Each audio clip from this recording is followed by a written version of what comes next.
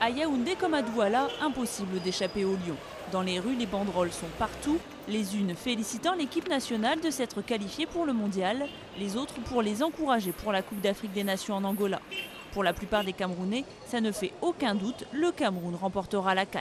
Moi j'ai confiance aux Lions indomptables, je sais qu'ils iront loin par rapport à la CAN et tout, parce que nous avons toujours été champions. Nous pensons que sur notre chemin, sur le chemin des Lions, vraiment il n'y a pas de résistance. Nous sommes tous unanimes à une certaine victoire, donc je pense que 2010 effectivement c'est l'année des Lions indomptables.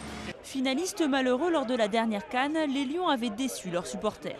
Mais cette année, les choses sont bien différentes. Depuis l'arrivée du sélectionneur français Paul Le Guen à la tête de l'équipe, tous les fans ont repris confiance. Ils sont allés nous trouver un très grand coach. L'équipe est très bonne depuis l'arrivée de Paul Le Guen. Nous sommes sûrs que nous allons gagner cette Coupe d'Afrique. On remercie déjà Paul Le Guen d'avoir apporté un nouveau souffle au sein des Lions indomptables. Une défaite en Angola inimaginable pour le Cameroun, car ici le foot c'est plus qu'une passion, une véritable religion qui fédère tous les Camerounais.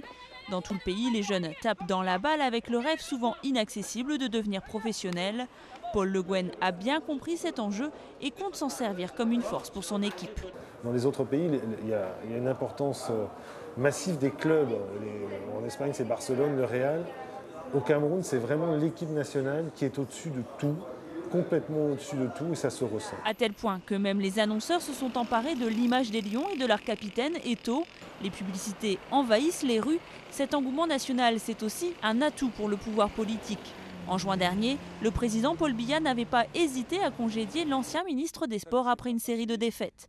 Aujourd'hui, il met en avant son rôle dans la victoire des Lions. Le chef de l'État, chef de la nation, connaissant son peuple, connaissant l'importance que les Camerounais attachent et donnent au football, s'investit personnellement pour que cette équipe soit une équipe conquérante. Une victoire à la CAN et pourquoi pas lors de la Coupe du Monde en Afrique du Sud. Le président Paul Biya ne pourrait pas rêver mieux à la veille de l'élection présidentielle de 2011.